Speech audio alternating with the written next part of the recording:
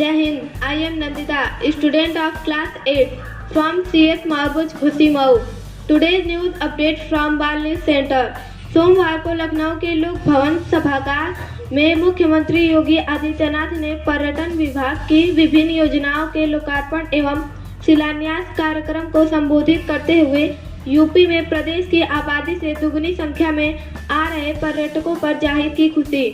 रक्षा क्षेत्रों में नवाचारों को बढ़ावा देने के लिए रक्षा मंत्री श्री राजनाथ सिंह ने अदिति योजना का किया शुभारंभ। निपुण भारत मिशन की संकल्पना को साकार करने के क्रम में जनपद मऊ के शिक्षा क्षेत्र घोसी में आयोजित उत्सव हमारा आंगन हमारे बच्चे को संबोधित करते हुए उप जिला अधिकारी श्री आनंद कुमार कन्नौजिया द्वारा बाल वाटिका निपुण छात्रों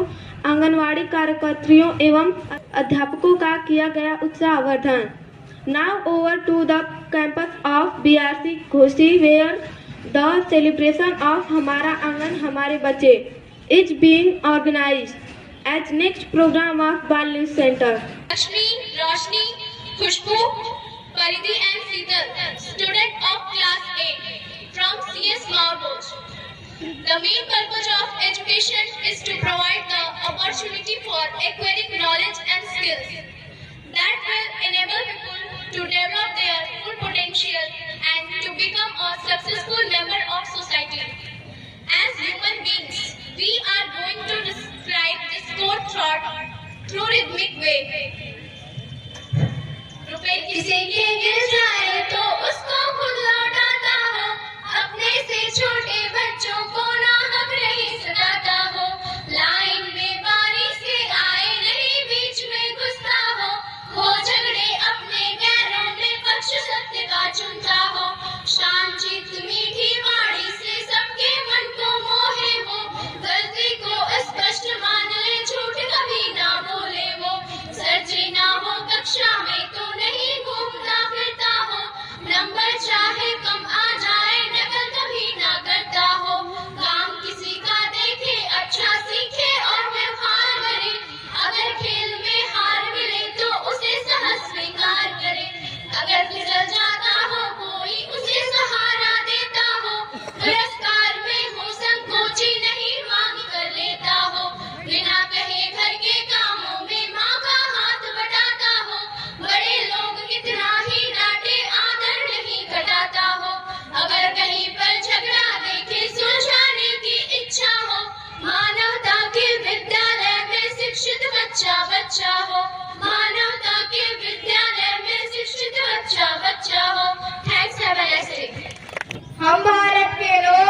भारत के लोग भारत को एक संपूर्ण प्रभुत्व संपन्न समाजवादी पक्षनिरपेक्ष लोकतंत्रात्मा गणराज्य बनाने के लिए तथा उसके समस्त नागरिकों को सामाजिक आर्थिक और राजनैतिक न्याय विचार अभिव्यक्ति विश्वास धैर्य और उपासना की स्वतंत्रता प्रतिष्ठा और अवसर की समता प्राप्त कराने के लिए तथा उन सब में व्यक्ति की गरिमा और राष्ट्र की एकता और अखंडता सुनिश्चित करने वाली बंधुता बढ़ाने के लिए दृढ़ संकल्प होकर अपनी संविधान सभा में आज तारीख 26 नवंबर 1949 ईस्वी 3 मार्च से शुक्ल सप्तमी संवत 2006 विक्रमी को एकत्र द्वारा इस संविधान को अंगीकृत अधिनियमित और